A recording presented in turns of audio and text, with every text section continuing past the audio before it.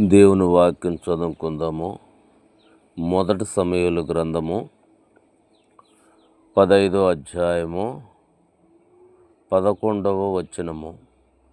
సమూయేలు కోపావేశుడై రాత్రి అంతా యెహోవాకు మొరపెట్టుచుండెను. చాలు.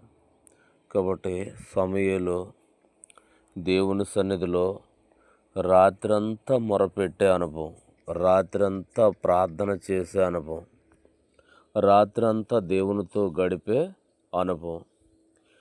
సమూయేలు దేవుని యొక్క యాజకుడుగా ఉన్నాడు, దేవుని యొక్క ప్రవక్తగా ఉన్నాడు, ఇశ్రాయేలు ప్రజలందరికీ మార్గదర్శిగా ఉన్నాడు.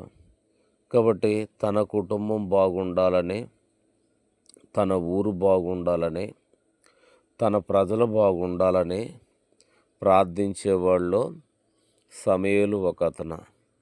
ఈ సమూయేలుకు ఉన్నటువంటి మంచి లక్షణం ఏంటంటే రాత్రంతా దేవుడితో గడిపేవాడు, అలసిపోయినప్పుడే పడుకునేవాడు.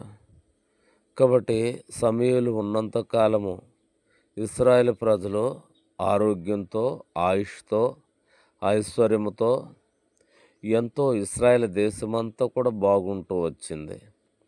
కాబట్టి ఒక దేవుడి బిడ్డకు ఉండవలసిన లక్షణము, ఒక ప్రవక్తకు ఉండవలసిన లక్షణము, ఒక యాజకుడికి ఉండవలసిన లక్షణము ప్రార్థన చేయటము. కాబట్టి ఈ మంచి లక్షణం సమూయేలు కలిగి ఉన్నాడు.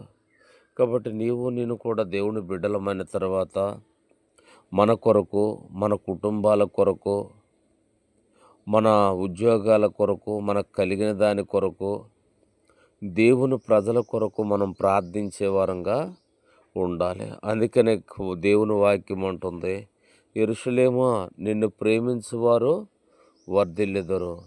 తర్వాత అంటుంది, యెరూషలేము క్షేమం కొరకు ప్రార్థించుడి అంటుంది. కాబట్టి మనము ఎల్లప్పుడూ కూడా ప్రార్థనా శక్తి కలిగి ఉండాలి. అప్పుడు పరలోకము నుండి దేవుడు మనకి ఈవులను కుమ్మరిస్తాడు, ఆశీర్వాదాలు కుమ్మరిస్తాడు, దీవెనలు కుమ్మరిస్తాడు. సమూయేలులాగా మనందరము మన కొరకు, మన బిడ్డల కొరకు, దేవుని ప్రజలందరి కొరకు ప్రార్థన చేయుదుము గాక. ఆమెన్.